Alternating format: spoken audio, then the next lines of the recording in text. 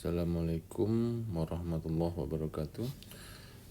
Kali ini saya akan mempresentasikan mengenai opportunistic salpingectomy dari pandangan onkologi. Jadi pertanyaan yang akan menjadi latar belakang dari presentasi ini, yang pertama, apakah salpingectomy dapat mencegah kanker ovarium? Apakah opportunistic salpingectomy dapat sangat dianjurkan sewaktu histerektomi untuk tumor jinak ginekologi, dan apakah opportunistic salpingectomy dapat sangat dianjurkan untuk sterilisasi sewaktu cesarean? Kita akan jawab pelan-pelan.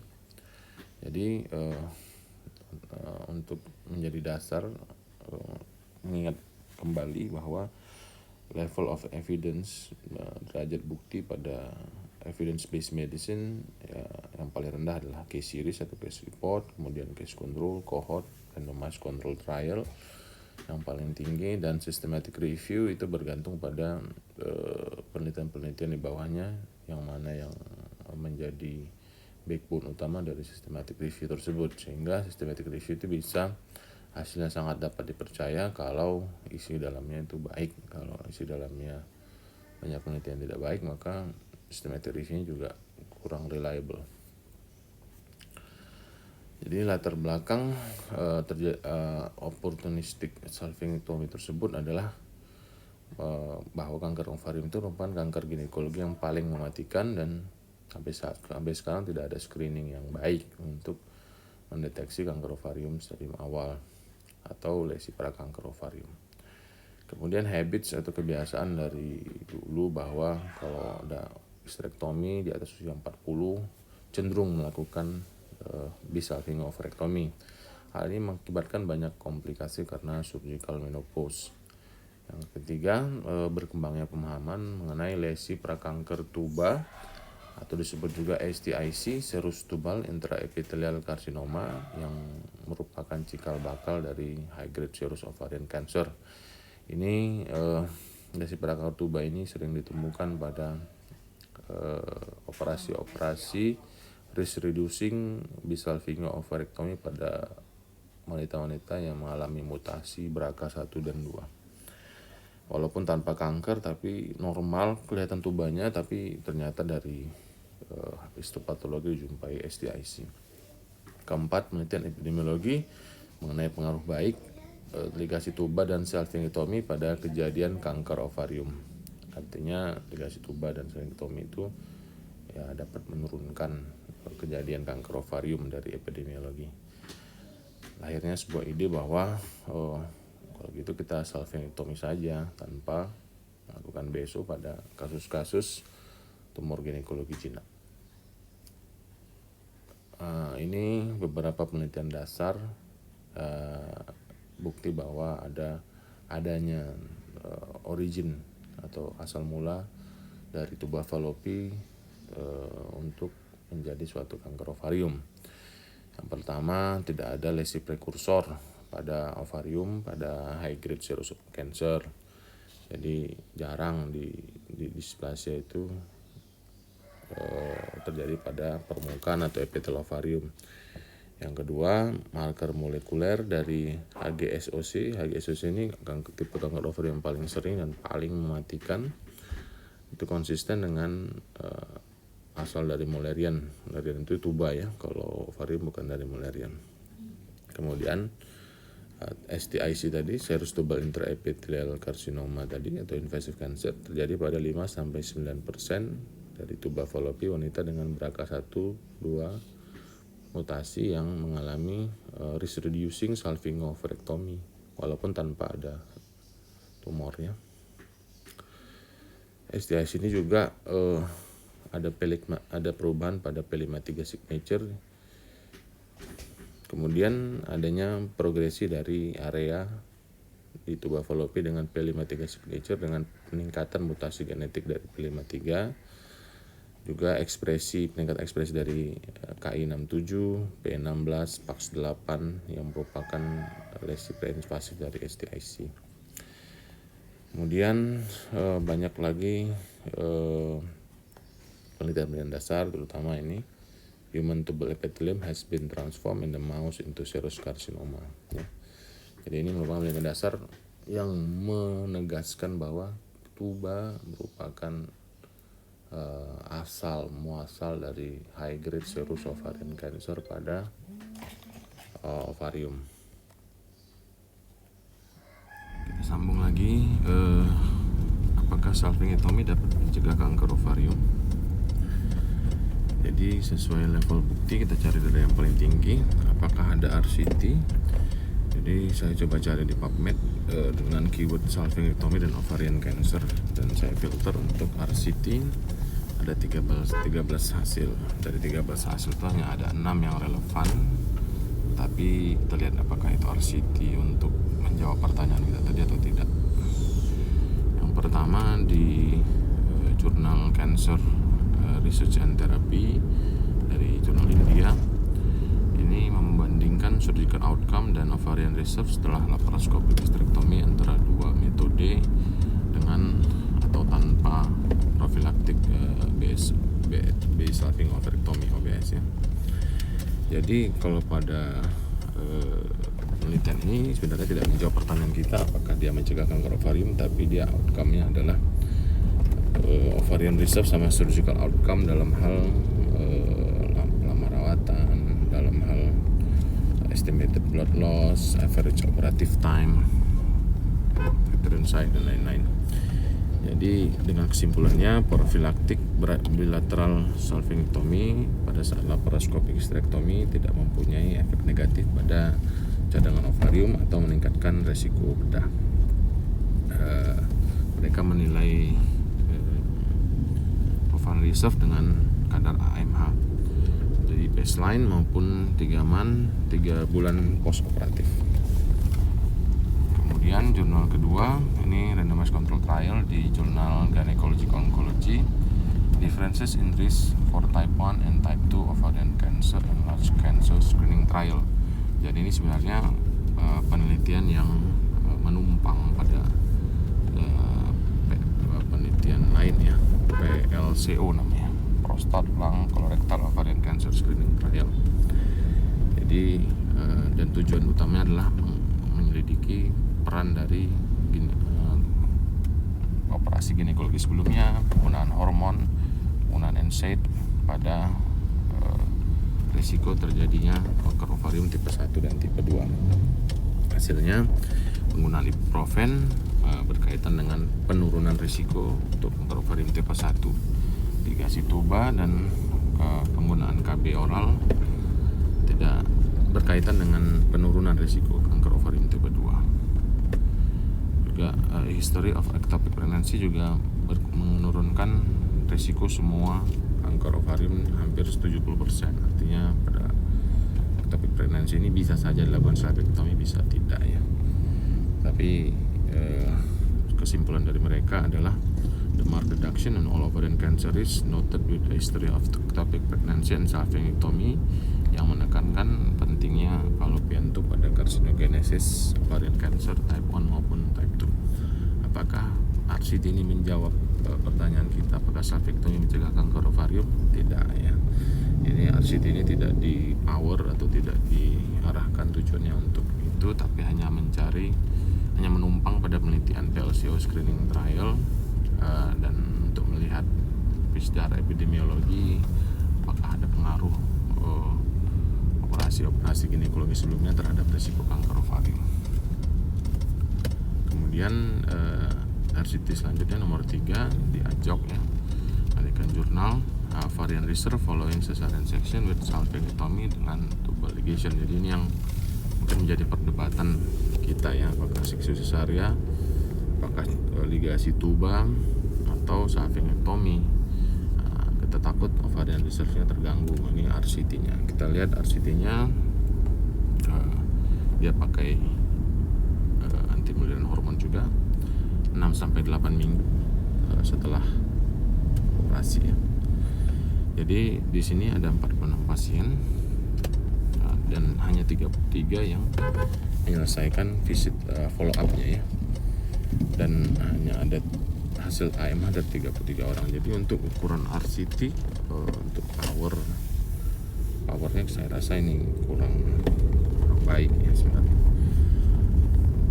Kemudian hasilnya tidak ada perbedaan antara komplikasi bedah maupun penurunan HB pada yang salpingectomy maupun yang tubal ligation.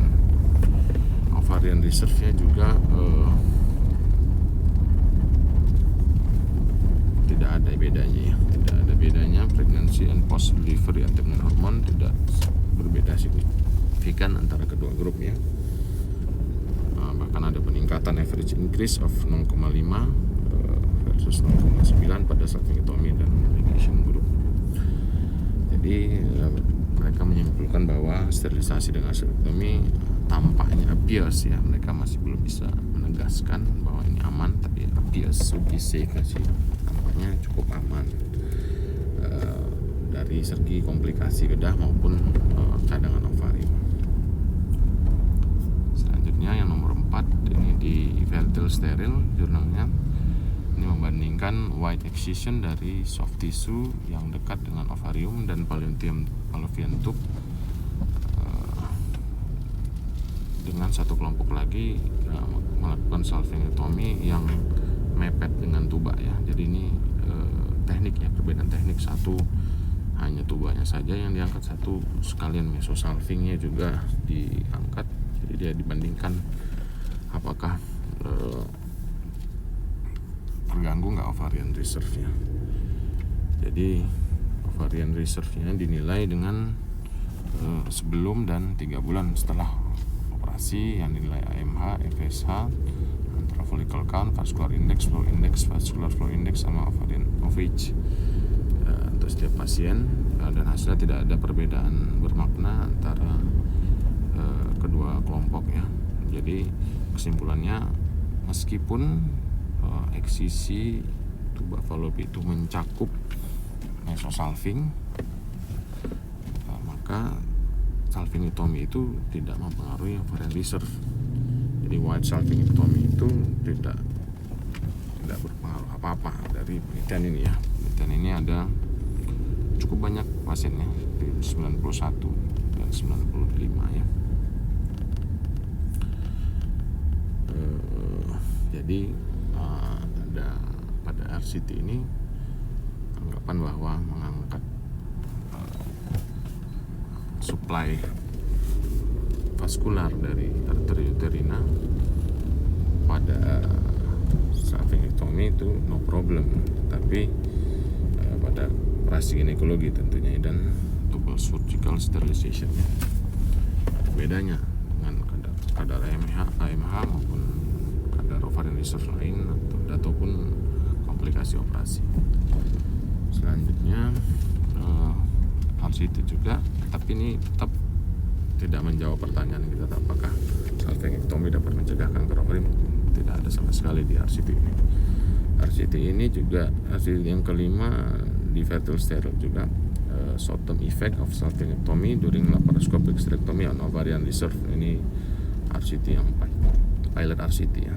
Ini juga tidak menjawab pertanyaan kita apakah kanker ovarium dapat mencegah apakah salpingectomy dapat mencegah kanker ovarium. Ini juga conclusionnya sama, bahwa salpingectomy itu pada saat laparoscopic hysterectomy tidak ada efek buruk pada jangka pendek pada ovarian reserve yang diukur dengan kadar AMH ya. Kemudian yang terakhir, RCT terakhir di British Journal, ini impact of opportunistic salpingectomy on AMH in patient undergoing laparoscopic hysterectomy ya. Ini multicenter randomized control trial, tapi meskipun multicenter cuma sedikit ya, cuma 68 68 pasien, dan hasil juga sama, menegaskan hasil-hasil yang lain bahwa opportunistic salpingectomy juga tidak ada efek negatif pada ovarian reserve bila diukur dari kadar AMH sebelum dan 3 bulan setelah operasi. Tapi memang pengukuran AMH rata-rata di penelitian-penelitian ini sebelum dan sesudahnya pun hanya dalam jangka pendek atau di bawah 6 bulan.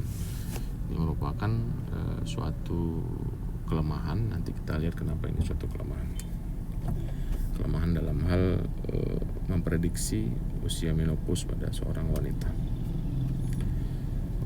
Tapi ini tentunya tetap tidak dapat menjawab pertanyaan kita tadi, apakah salpingectomy dapat mencegah kanker ovarium. Sekarang kita cari di Google Scholar dengan keyword salpingectomy ovarian cancer clinical trial. Hanya ada 3 hasil. Ini Hermanson dan Usamenon ini letter ya. Ini surat pada suatu hasil penelitian. Jadi tidak juga menjawab. Kesimpulan atas pertanyaan apakah ada RCT yang menunjukkan bahwa salpingectomy dapat mencegah kanker ovarium? Jawabannya tidak ada. Kemudian pertanyaan selanjutnya, apakah akan ada RCT yang bertujuan untuk mencari apakah salpingectomy dapat mencegah kanker ovarium? Sampai saat ini belum ada. Kalaupun ada, itu sangat sulit, lama dan mahal. Kenapa? Karena kejadian kanker ovarium itu sendiri asumsinya 30 orang dari 100.000 wanita. Ini asumsi ya. Kalau kenyataannya sekitar 5 sampai 12 wanita dari 100.000 wanita. Jadi lebih rendah lagi dari asumsi ini. Dengan asumsi 30 orang dari 100.000 wanita, maka diperlukan minimal 100.000 sampel. 51 lebih dari 100.000 sampel lah. 51.000 per arm dan masa follow up-nya 10 tahun dengan perbedaan asumsi 30% antara kedua arm, 80% power. Maka hampir tidak mungkin rasanya melakukan penelitian ini. Dan itu pun dari 100.000 wanita itu diikuti 10 tahun, dan diharapkan dari 100.000 wanita itu ada 30 orang yang menderita kanker ovarium. Itu juga rasanya kecil kemungkinannya, karena dari kenyataan pun kejadiannya cuma 5 sampai 12 wanita dari 100.000 wanita. Terus itu pertanyaan selanjutnya, kita lihat bukti, apakah ada bukti evidence yang lebih rendah dari RCT yang menunjukkan bahwa salpingectomy dapat mencegah kanker ovarium atau menurunkan insidensi kanker ovarium. Ya ada, kalau ini ada yang cohort atau case control. Ini penelitian mengenai tubal ligation ya. Jadi ini lebih rendah dari salpingectomy, hanya ligasi tuba, dan resiko dari kejadian kanker ovarium dari subtipe tertentu ya. Dari ini sebuah case control study dari International Journal of Epidemiology. Jadi ligasi tuba berkaitan dengan pengurangan resiko dari invasive serous, endometrioid, clear cell, dan mucinous cancer ya. Tapi yang paling besar risk reduction yaitu pada invasive endometrioid dan clear cell, karena teorinya patogenesisnya endometrioid maupun clear cell itu berasal dari endometrium, bukan dari ovarium ya. Jadi melakukan ligasi tuba akan memblok aliran balik dari endometrium. Tidak ada asosiasi bermakna antara borderline dan mucinous tumor yang borderline ya. Jadi kesimpulan dari penelitian epidemiologi ini, ada protective effect dari tubal ligation pada risiko kanker tertentu dengan subtipe spesifik. Penelitian kedua yang terkenal juga ini cohort ya, pada nurses health study. Jadi ada 121.700 nurse wanita usia 30 sampai 55 tahun pada saat baseline, dan juga dibandingkan dengan cohort 116.000 US female nurse usia 25 sampai 42 tahun pada saat baseline. Jadi diambil datanya, diikuti ini cohort retrospektif. Jadi kesimpulannya, tubal ligation, ligasi tuba berkaitan dengan penurunan risiko kanker ovarium dengan hazard rasionya 0,76 ya, di bawah 1. Hubungan ini paling kuat untuk tumor-tumor non serous ya. Tumor non serous itu yang tipe 1 ya. Hysterektomi juga berkaitan dengan risiko penurunan risiko kanker ovarium, juga paling baik pada tumor-tumor non-serous. Unilateral ovarectomy juga berkaitan dengan 30% penurunan resiko.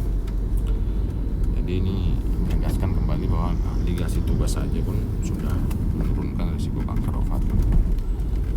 Kemudian di Skandinavia, Akta Obstetri Ginekologi Skandinavia tahun 2015 juga menegaskan efek baik dari tubal ligation, ligasi tuba dan salpingectomy. Jadi we confirm that tubal ligation juga menurunkan risiko epithelial ovarian cancer dan terutama epithelial ovarian cancer yang berasal dari endometrioid cancer. Jadi tubal ligation menurunkan risiko samping rasio 0,87 ya, berarti menurunkan risiko sekitar 30%. Bilateral salpingectomy menurunkan risiko 42% ya, paling besar ya bilateral. Jadi artinya ini menunjukkan bahwa salpingectomy lebih baik dibandingkan ligasi tuba di penelitian penelitian case control. Penelitian keempat di Amerika, ovarian cancer risk after salpingectomy, nationwide population based study. Ini cohort juga. Jadi dengan kesimpulan salpingectomy itu menurunkan resiko sekitar 35% ya, hazard risknya 0,65, menurunkan resiko kanker ovarium. Jadi salpingectomy ini datanya juga sangat banyak ya, sampai 5 jutaan ya, 5 jutaan populasi. Jadi salpingectomy on benign indication is associated with reduced risk of ovarian cancer. Jadi pada penelitian ini pada operasi ginekologi dan tidak memerlukan lagi fungsi fertilitas, sebaiknya salpingectomy dilakukan untuk menurunkan resiko kanker ovarium sekitar 35% ya. Pertanyaan kedua dan ketiga, apakah opportunistic salpingectomy dapat sangat dianjurkan, suatu hysterektomi untuk tumor jinak ginekologi atau untuk sterilisasi? Anjuran dilakukannya OBS ini atau opportunistic bilateral salpingectomy pertama sekali dipresentasikan oleh Team of Care dari British Columbia Gynecologic Cancer Research pada September 2010 ya. Kemudian diadopsi oleh Amerika Serikat ya, ECOG dan Society of Gynecologic Oncology di Amerika. Dengan definisi dan tujuannya adalah mengangkat distal 1/3 sepertiga distal dari tuba. Itu sebenarnya yang paling penting ya. Jadi common procedure yang biasa dilakukan salpingectomy ini adalah hysterektomi untuk benign indication sama ligasi tuba ya, untuk sterilisasi. Jadi inti utamanya adalah fimbria dan ampula. Tapi biasanya dilakukan total salpingectomy atau partial salpingectomy. Walaupun partial harus melibatkan fimbria. Itu definisi dari opportunistic bilateral salpingectomy. Kemudian itu di Kanada maupun di Amerika Serikat ya. Bagaimana dengan negara-negara lain? Jadi pada tahun 2018 dilakukan penelitian oleh si Angelica, penelitian guideline di negara lain bagaimana dengan salpingectomy untuk mencegah kanker ovarium. Jadi pada awal tahun 2018 13 FIGO member yang mewakili 14 negara mempunyai statement atau guideline mengenai salpingectomy opportunistic ya. 9 dari 13 panduan tersebut itu mendukung pertimbangan dilakukan OBS opportunistic bilateral salpingectomy pada wanita yang tepat, dan 4 Jerman, Swedia, Norway, dan France itu ambivalen artinya masih belum ada cukup bukti. Jadi boleh iya boleh tidak ya. Tetapi yang tidak menganjurkan salpingectomy sebenarnya tidak ada statement yang melawan jangan dilakukan salpingectomy opportunistic.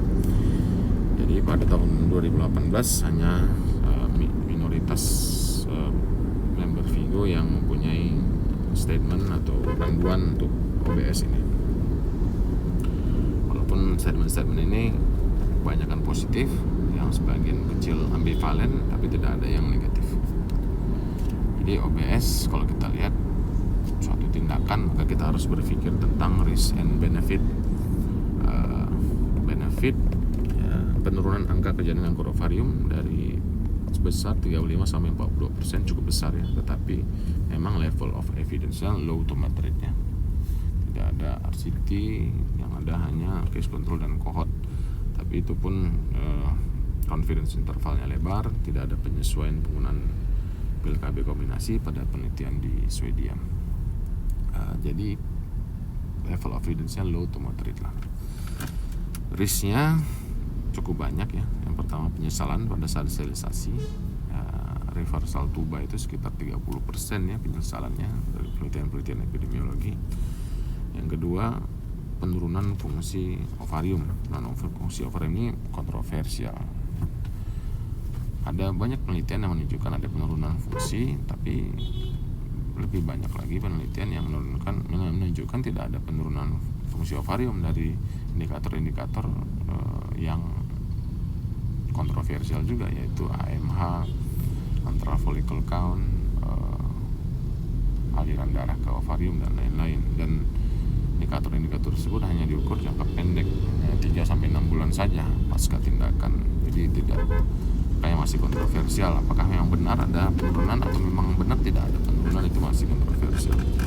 Yang ketiga penambahan waktu operasi, ini sudah jelas ya, 10-15 menit penambah waktu operasi, sama penambahan jumlah perdarahan tergantung teknik dan operator. Walaupun dari RCT yang ada komplikasi maupun jumlah perdarahan tidak banyak berbeda antara salpingectomy maupun tidak dilakukan salpingectomy.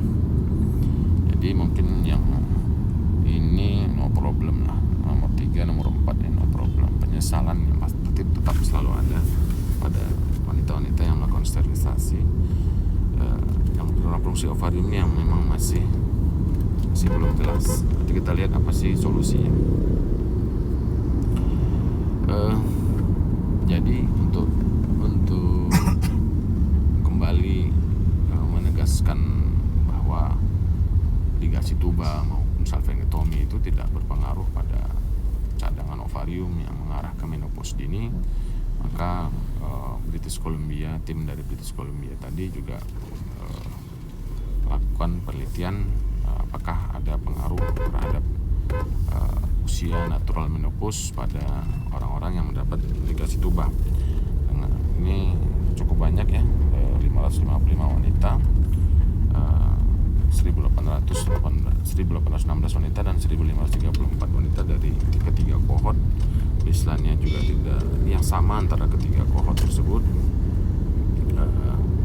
dan ternyata tidak ada perbedaan antara usia menopause natural baik pada yang dilakukan baik pada yang mengalami tubal ligation ataupun yang tidak mengalami tubal ligation.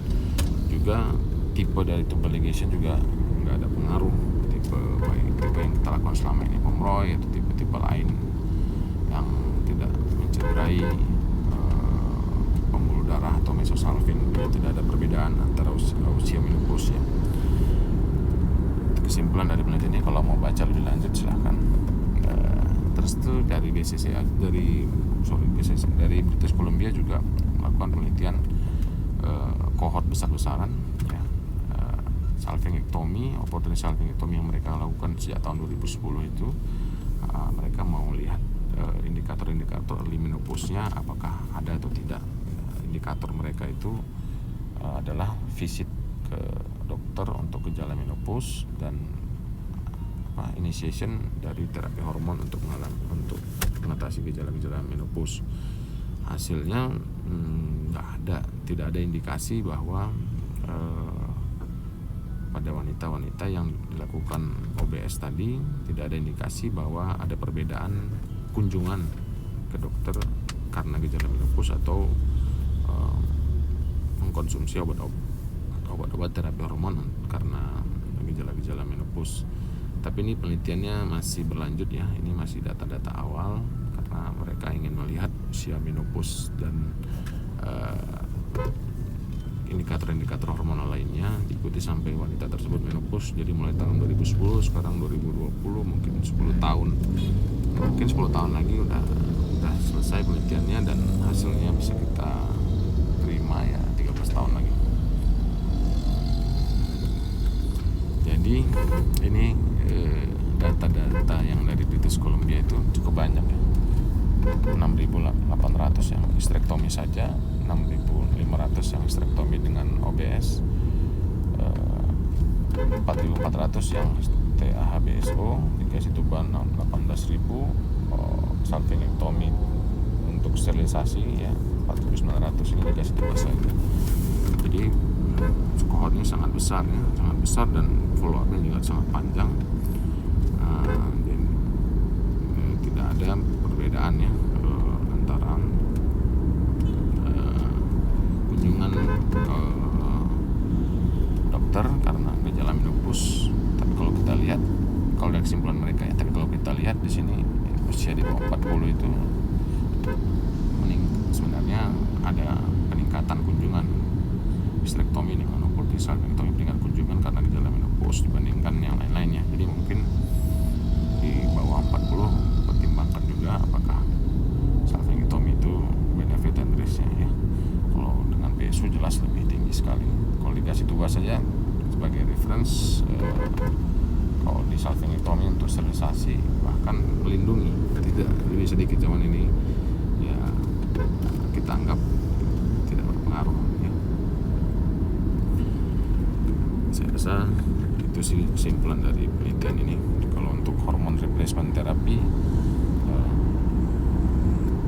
ada pengaruhnya potensi salpingectomi terhadap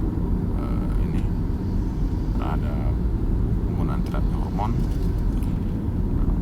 dan salpingectomi dibandingkan dengan irigasi tuba juga tidak ada terlalu banyak pengaruh, kecuali pada yang usia di atas 50 tahun. Kita nggak tahu alasannya kenapa ini, tapi ya nanti kita harus lebih baca lebih banyak lagi, karena di atas 50 tahun ya harusnya tidak ada masalah bahkan dilakukan BSU sekalipun. Masalah utama dari penelitian-penelitian mengenai gangguan fungsi ovarium itu jangka pendek ya, hanya 6 bulan, mengandalkan biomarker seperti AMH, FSH, dan estradiol. Padahal sebenarnya biomarker tersebut tidaklah akurat menggambarkan fungsi fertilitas pada wanita-wanita yang tidak mencari pengobatan infertilitas. Juga tidak akurat memprediksi usia menopause ataupun gejala-gejala menopause. Hal ini jelas dari penelitian